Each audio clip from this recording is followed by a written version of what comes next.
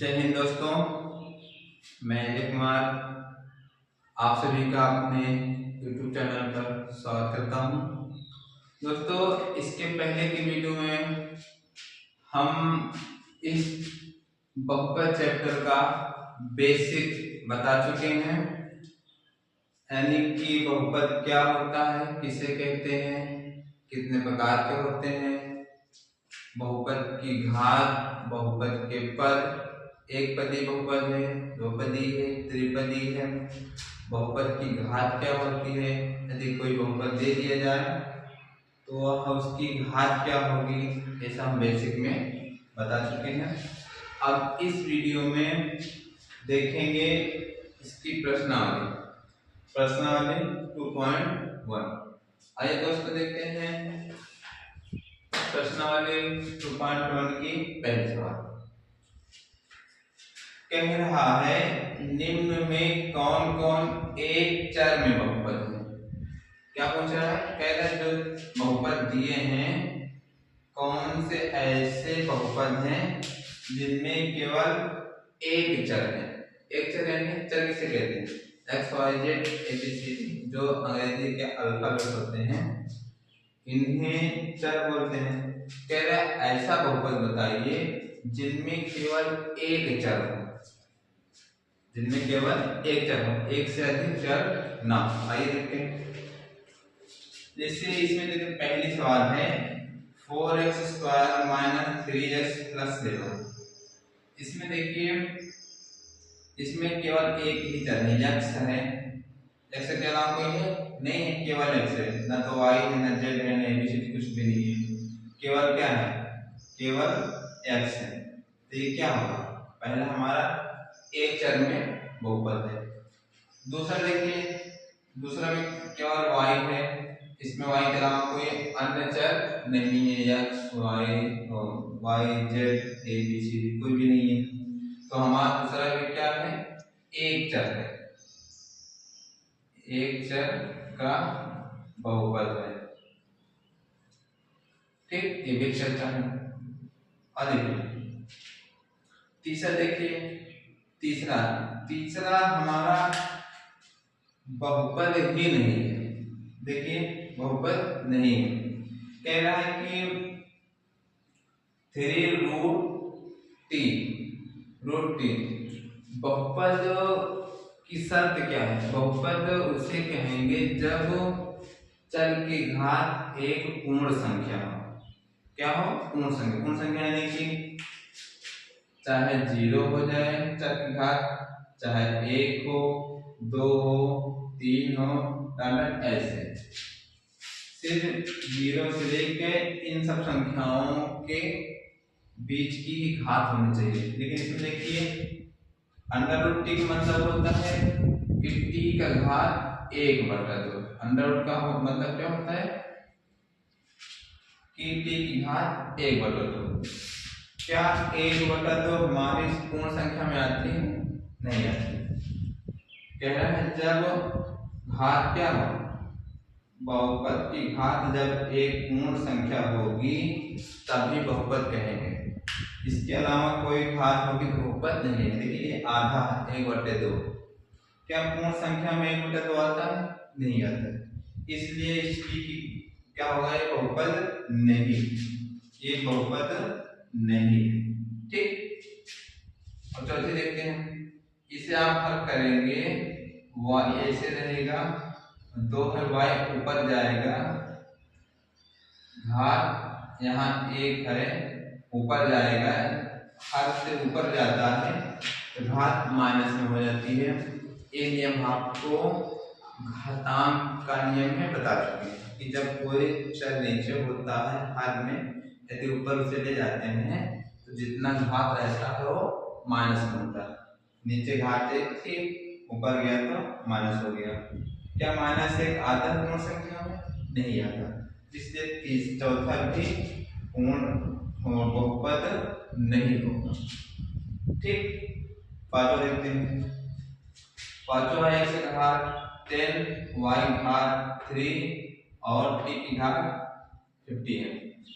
कह रहे एक चर बताइए, एक चर इसमें देखिए क्या एक चर है, नहीं इसमें तीन चर है, एक चर x है, दूसरा y है, तीसरा t है, इसलिए पांचवी सवाल भी एक चर वाले बहुपद नहीं होंगे। ये कितना है, तीन चर वाले, कितने चर है, तीन, इसे बोला जाएगा तीन चर वाले बहुपद। ठीक,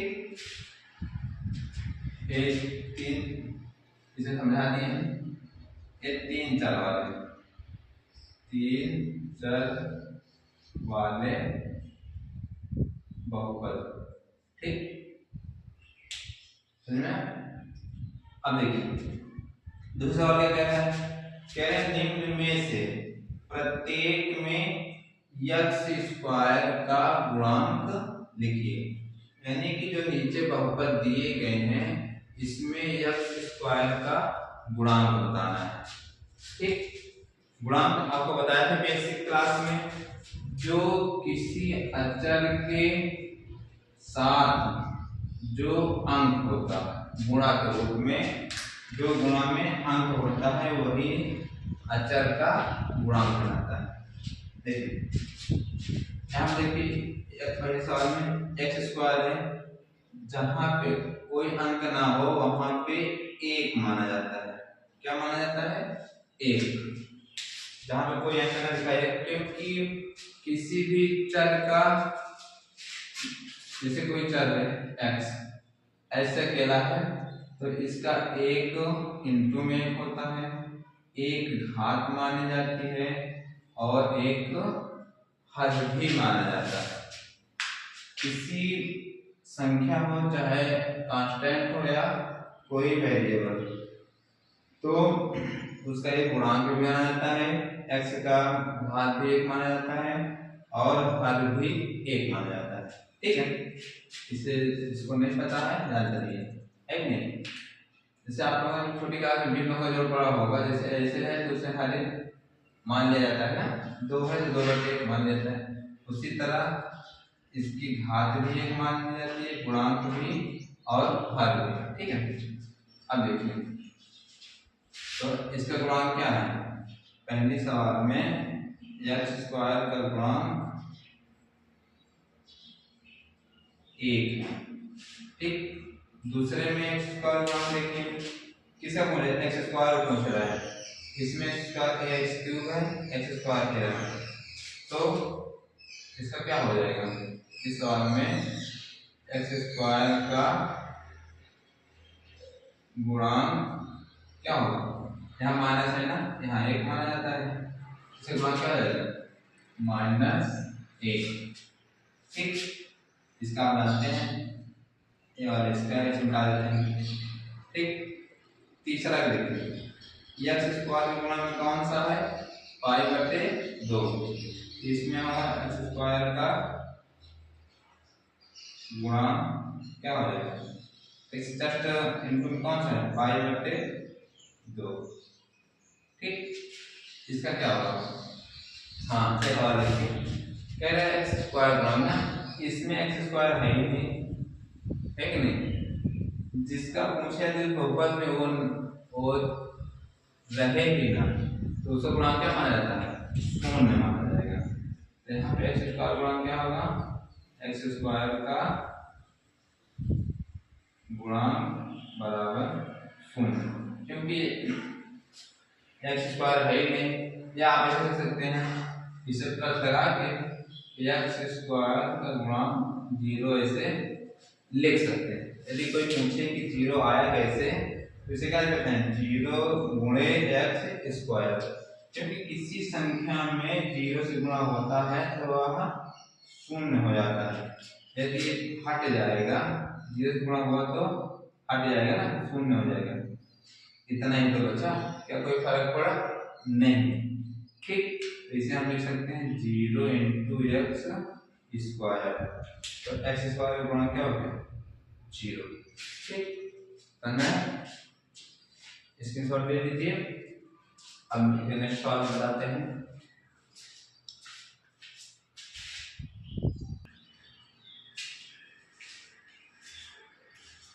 आइए दोस्तों देखते हैं तीसरे सवाल। ये सवाल कह रहा है 35 घात के द्विपद का और 100 घात के एक पदी का एक एक उदाहरण दीजिए।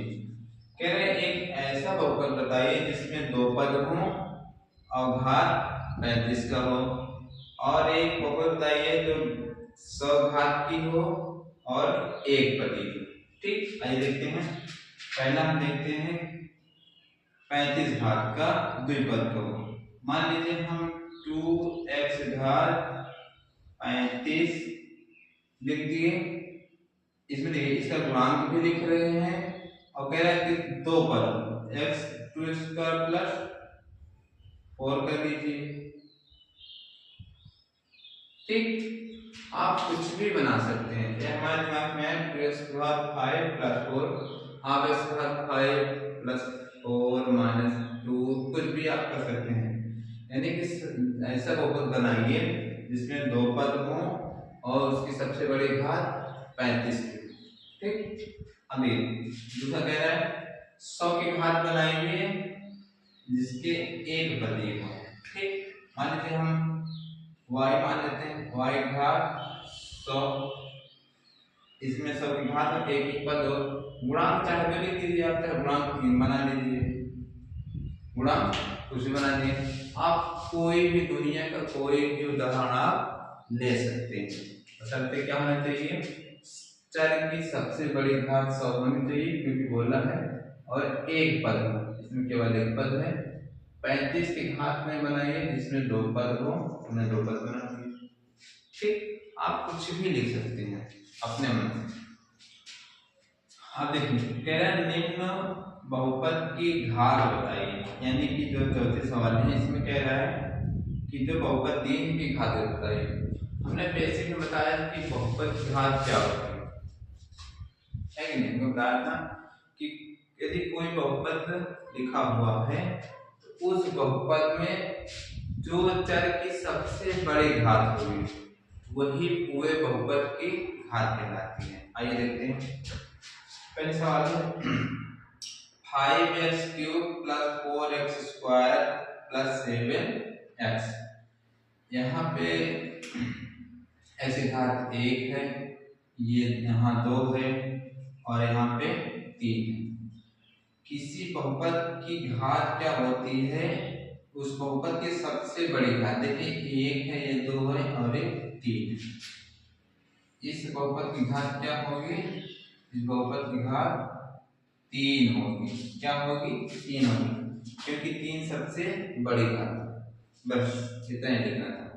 इसमें सबसे बड़ी घात 2 है तो इसकी घात क्या होगी, इसकी घात 2 होगी। इसमें चर पद क्या है, t है, t की घात कितनी है, 1 है, इसकी घात कितना होगी, इसकी घात 1 होगी। इसमें कोई चर है ही नहीं, ठीक, तो इसकी घात क्या होगी, जब चर ना हो तो उसकी घात 0 होती है। ये मैंने आपको बेसिक में बता दिया है इससे पहले वीडियो में। ठीक है, जब कोई चर ना हो तो उस बहुपद की घात क्या होती है, 0। ठीक, और इस बात देखते हैं। निम्न बहुपद में कौन रैखिक बहुपद है, कौन द्विघात है और कौन त्रिघात है। रैखिक बहुपद क्या होते हैं, द्विघात का होते हैं और त्रिघात का होते हैं। इसको भी मैंने बेसिक में बता दिया है। रैखिक बहुपद वो होते हैं जिनकी घात 1 होती है, जिनमें चर की घात 1 हो उसे रैखिक बोलते हैं। जिनमें चर की हाईएस्ट घात 2 हो उसे द्विघात बोलते हैं। जिसमें चर की घात हाईएस्ट घात 3 हो उसे त्रिघात बोलते हैं। आइए देखते हैं। पहले देखिए आपको सबसे बड़ी घात क्या लिखी है, यहाँ 1 है, x की घात 1 है और इस पर 2 है, तो क्या होगी, हमने कहा था सबसे हाईएस्ट सबसे बड़ी घात 2 है ना, ये कौन सा पद कहलाएगा, द्विघात बहुपद कहलाएगा। क्या कहलाएगा, द्विघात बहुपद। एक ऐसा बहुपद है द्विघात, क्योंकि सबसे बड़ी इस बहुपद में सबसे बड़ी घात 2 है, ठीक। इसलिए बहुपद क्या कहलाएगा, द्विघात बहुपद कहलाएगा। सेम ऐसे सेम सबसे बड़ी घात क्या 3, तो कैसा बहुपद है, त्रिघात बहुपद है, ठीक। ये देखिए तीसरा, इसमें यहाँ पर 1 है, यहाँ भी 1 होता है, यहाँ 2 है, सबसे बड़ी घात 2 है, तो कैसा बहुपद है, द्विघात बहुपद, ठीक। इसमें देखिए चौथे में, इसमें चर की घात 1 है, तो क्या लगाएगा, 1 को क्या बोलते हैं, 1 को एक घात नहीं बोलते हैं, रैखिक बोलते हैं। क्या बोलते हैं, ये है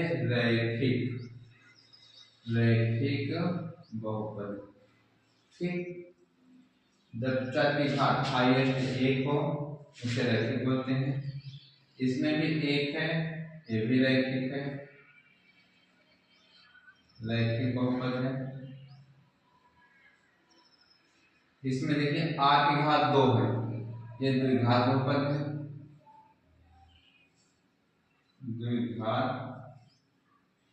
द्विघात बहुपद, ठीक। इसमें देखिए इसमें 3 घात है, ये क्या हो जाएगा, त्रिघात बहुपद, ठीक। किसी बहुपद की घात बताना हो तो सबसे पहले देखेंगे उस बहुपद में सबसे बड़ी घात क्या है, वही बहुपद की घात होगी। ये 2 है तो द्विघात बहुपद है, 3 है तीन घात बहुपद है, इसमें सबसे बड़ी 2 है द्विघात, इसमें सबसे बड़ी 1 है तो रैखिक बहुपद, इसमें भी 1 है रैखिक, इसमें 2 है द्विघात, इसमें 3 है तो त्रिघात, ठीक। इसमें सब ले लीजिए।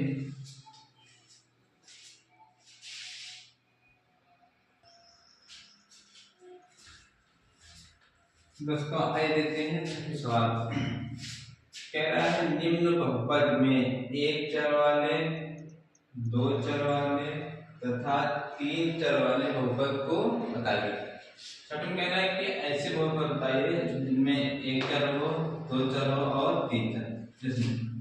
इसमें देखिए एक चर x है, दूसरा y, x भी है और y भी, इसमें कितने चर है, 2, x है दूसरा y, तो क्या होगा, ये कौन सा होगा, 2 चर वाले, 2 चर वाले बहुपद, ठीक। इसमें देखते हैं एक x है दूसरा t है, t x t, इसमें कितने हैं, इसमें भी 2 चर हैं, क्या हो गए, 2 चर वाले, ठीक, 2 चर वाले, ये भी 2 चर वाले। इसमें देखिए टी केवल एक ही है ना, क्या इसमें टी के अलावा कोई दिख रहा है, न एक्स वाई न ए बी सी डी, कुछ नहीं, केवल क्या है टी है, इसमें एक ही चर है, तो कैसा बहुपद है, एक चर वाले, कैसा बहुपद है, एक चर वाले। इसमें देखिए एक्स वाई जेड, एक्स है ना, एक्स भी है, वाई भी है और जेड भी है, एक ऐसा बहुपद है 3 चर वाले, 3 चर वाले बहुपद, बहुपद लिख दीजिए, बहुपद तो है ये, ठीक, ठीक है।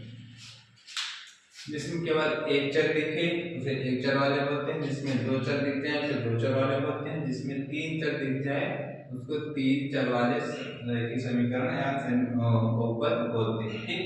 इसमें x y z, इसमें 3 चर हैं, 3 बोला गया, इसमें से केवल t है, पूरे बहुपद में केवल t अकेला दिखाई दे रहा है, इसलिए एक चर वाला बहुपद है। इसमें x भी है और t है, इसमें 2 पद हैं, इसमें 2 चर है, 2 चर वाले हैं, इसमें केवल x और इसमें x y है, इसमें भी 2 चर वाले हैं, ठीक। आइए सातवें सवाल देखते हैं, कह रहे हैं निम्न में बहुपद को पहचानिए। 7वें सवाल में बहुपद को पहचानना है कि 1 2 3 4 5 6 6 बहुपद दिए हैं, इसमें कौन सा बहुपद है कौन सा नहीं है।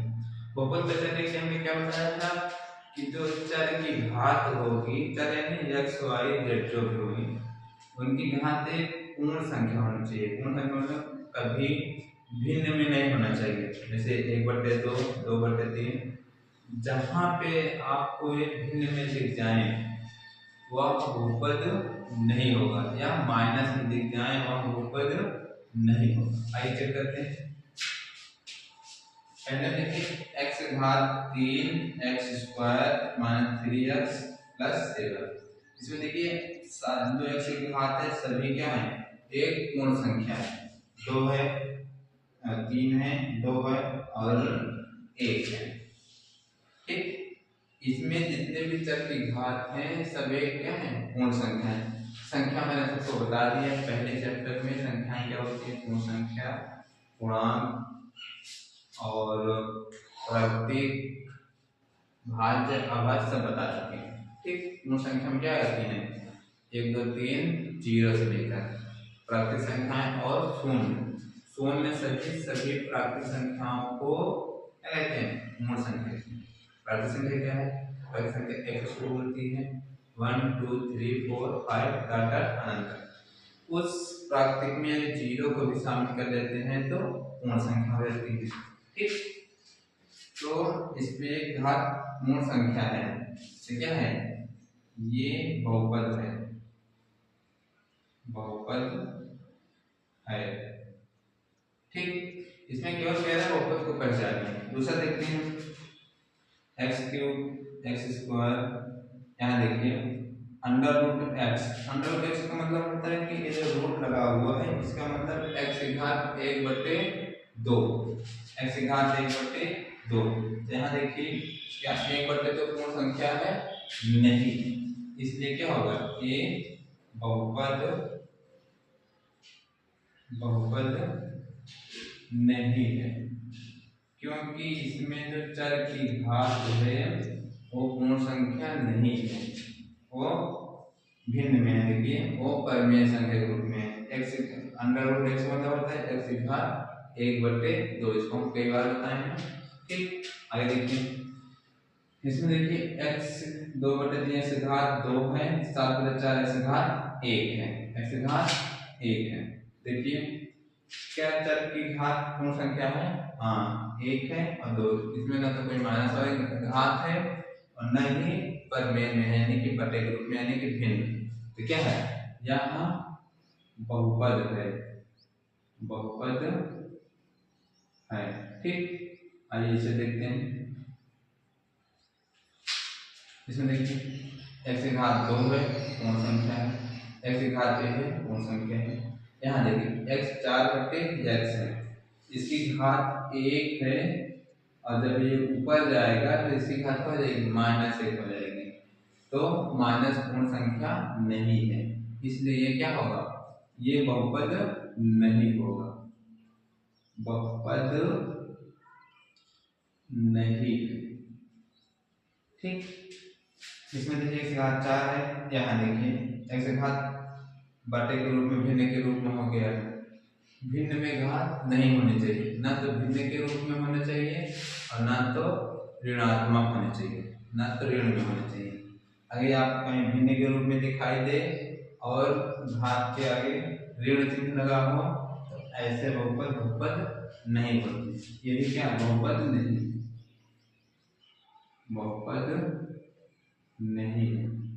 क्योंकि हम पढ़ चुके हैं बहुपद होने के लिए चर की घात पूर्ण संख्या होनी चाहिए। बहुत बार बताने थे, बार बार इसलिए बता रहे थे कि आप भूले ना, आपको याद है। ठीक, इसमें देखिए x ऊपर जाएगा तो x घात यहाँ 1 है, ऊपर जाएगा तो x घात -1 हो जाएगा। इसे हम इस रूप में लिख सकते हैं। ठीक है, तो क्या होगा, यहाँ भी 1 है, ये तो पॉजिटिव है लेकिन यहाँ पे निगेटिव हो गई, तो क्या है, ये भी बहुपद नहीं बहुपद नहीं। ठीक, इसके साथ ले लीजिए।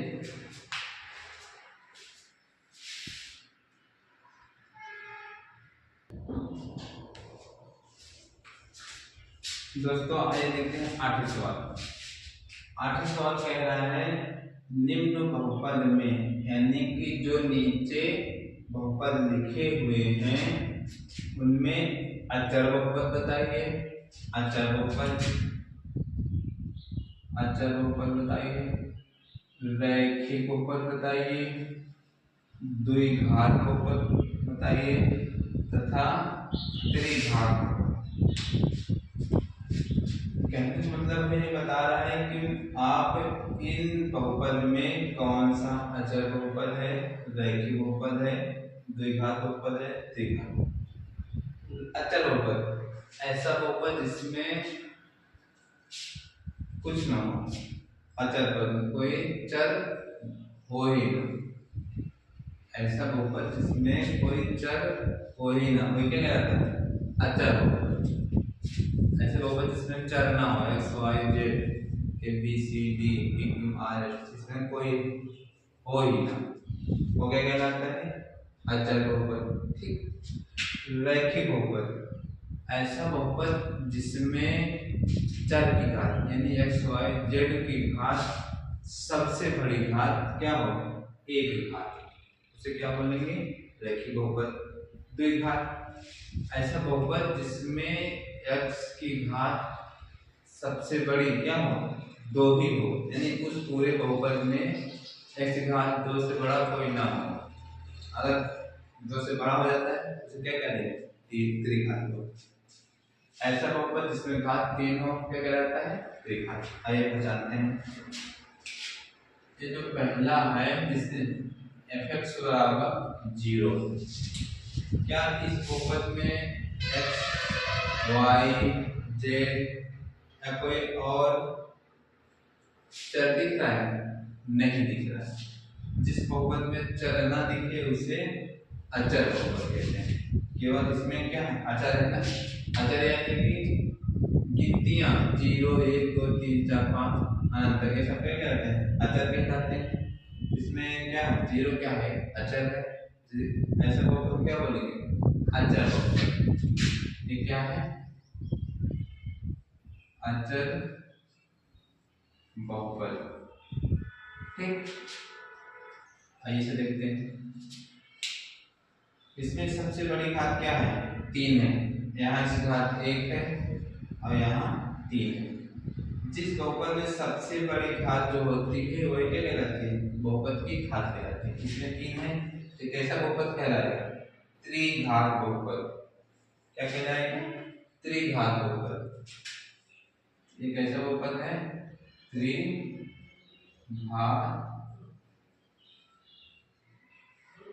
बहुपद। क्या कहेंगे? त्रिघात बहुपद। आइए इसे देखते हैं। -3x + 1/2, इसमें एक ही चर है और उसकी घात क्या है? 1 है। क्या है? 1 है। हमने बताया था जिस बहुपद में x की घात 1 हो और क्या कहलाता है? रैखिक बहुपद। क्या कहलाता है? रैखिक बहुपद। एक घात को क्या बोलते हैं? रैखिक बहुपद। द्विघात को द्विघात, त्रिघात को त्रिघात। ठीक है। एक घात वाले का नाम होता है रैखिक बहुपद। रैखिक बहुपद। एक घात क्या हो गए? रैखिक बहुपद हो गए। ठीक, चौथा सवाल देखते हैं। px बराबर 2x² - x + 4, इसमें यहाँ x घात 2 है और यहाँ x घात 1 है। सबसे बड़ी घात क्या है? किसी बहुपद की सबसे बड़ी घात बहुपद की घात है। सबसे यहाँ 1 है, इससे बड़ी यहाँ 2 है। इसे क्या माना जाए? इसे एक घात बहुपद नहीं माना जाएगा, इसे 2 घात बहुपद माना जाएगा। क्या माना जाएगा? 2 घात, क्योंकि यहाँ 1 है यहाँ 2 है। तो किस नाम जाना जाएगा? जो सबसे बड़ी घात होगी। ठीक, सबसे बड़ी घात 2 है। ऐसा नहीं कि यहाँ 1 है, अगर ये 2 ना होता तो क्या होता, रैखिक बहुपद होता, लेकिन यहाँ 1 से बड़ा 2 है, इसलिए क्या कहलाएगा, एक ना क्या कहलाकर द्विघात बहुपद कहलाएगा। सबसे बड़ी घात देखते हैं, बहुपद की घात पहचानने के लिए बहुपद में सबसे बड़ी घात देखी जाती है, तो इसमें सबसे बड़ी घात 2 है, तो क्या कहलाएगा, द्विघात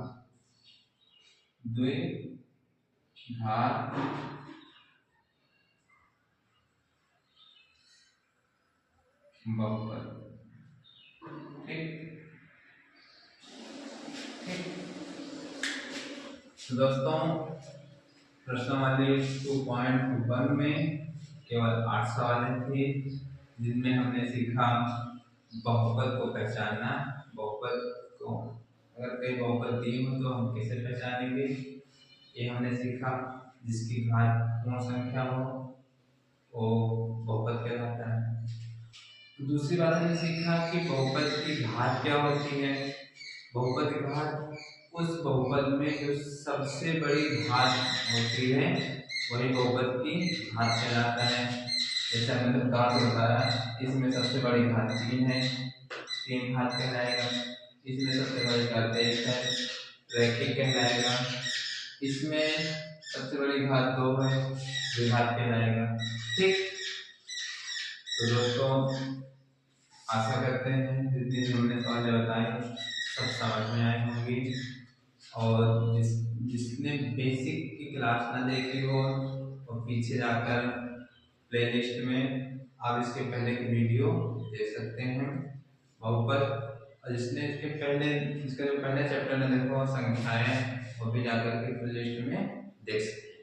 ठीक, और इसके बाद 2.2 की सवाल में अगले हम नेक्स्ट वीडियो में लेके आएंगे। तब तक के लिए नमस्कार, धन्यवाद।